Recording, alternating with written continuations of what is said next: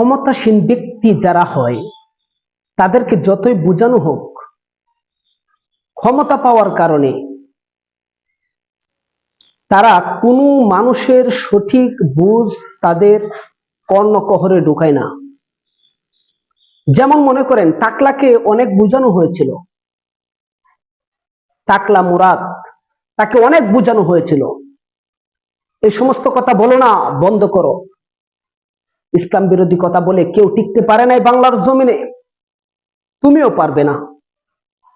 সে এরপরেও যখন বারবার ইসলাম বিরোধী কার্যকলাপে সে জড়িত রয়েছে, ইসলামকে নিভিয়ে ফেলার প্রচেষ্টা সে চালিয়েছিল এবং বারবার উলামায়ে কেরামের বিরুদ্ধে কথা বলেছিল।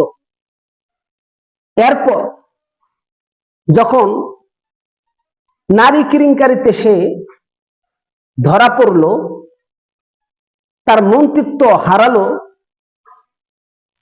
বাংলাদেশ থেকে চোরের মতো পলায়ন করলো অন্য অন্য দেশে, প্রত্যেকটি দেশ থেকে লাথি মেরে তাকে বের করে দেওয়া হলো। কোন দেশে স্থান না পেয়ে আবার সেই বাংলাদেশে ইসলামের ছায়াতলে এসে সে বসবাস করছে। এখান থেকে কিন্তু আওয়ামী লীগের প্রত্যেকটি মানুষ শিক্ষা গ্রহণ করা উচিত ছিল।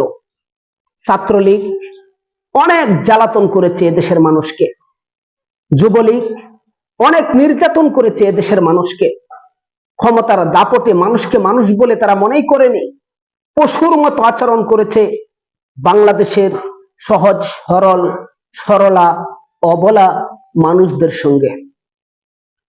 ঠিক সেরকম আওয়ামী লীগের প্রধান দায়িত্বে যিনি রয়েছেন শেখ হাসিনা, সেও বাংলাদেশের মানুষকে মানুষ মনে করেনি, বাংলাদেশের মানুষকে পাখির মতো গুলি করে হত্যা করার অর্ডার দিয়েছে বারবার।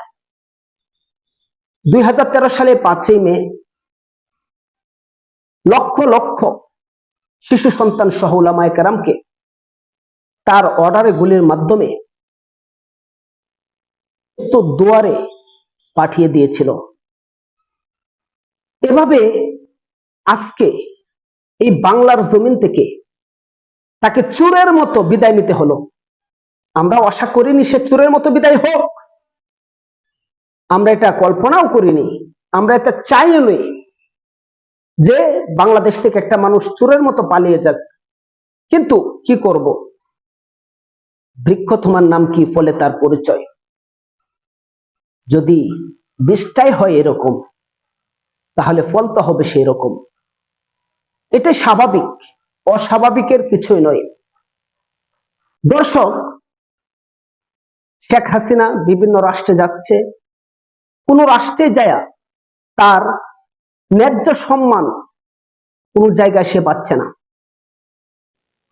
না পেয়ে একজন সাধারণ ব্যক্তিরা যেমন ভাবে বিভিন্ন দেশে বসবাস করছে, সেও ঠিক সেরকম সাধারণ মানুষের মতো, সাবেক প্রধানমন্ত্রী সাধারণ মানুষের মতো, কাঙ্গালের মতো ভিক্ষা চেয়ে বিভিন্ন রাষ্ট্রে বসবাস করার চেষ্টা করছে। তবে কোন রাষ্ট্রেই আগের মতো সেই দামটা পাচ্ছে না। আসলে ইহুদি খ্রিস্টানরা, কাদিয়ানি কাফেররা শাসকদেরকে ব্যবহার করে ততক্ষণ, তার ক্ষমতা আছে যতক্ষণ,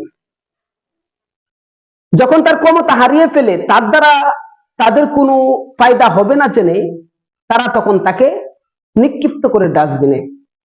এই জন্য ভবিষ্যতের শাসক যারা হবেন তারা মাথায় রাখবেন যে ক্ষমতা থাকাকালীন যে সমস্ত ব্যক্তিরা ইহুদি খ্রিস্টান কাদিয়ানিদের সাথে, ইসরায়েলের সাথে হাত মিলিয়ে শান্তিপ্রিয় দেশপ্রেমিক জনগণের বুকে গুলি চালিয়েছে, জনগণকে কষ্ট দিয়েছে, আলেমদেরকে কারাগারে আবদ্ধ করে রেখেছে, অনেক শত শত আলেমকে ফাঁসি দিয়ে হত্যা করা হয়েছে, শহীদ করে দেওয়া হয়েছে,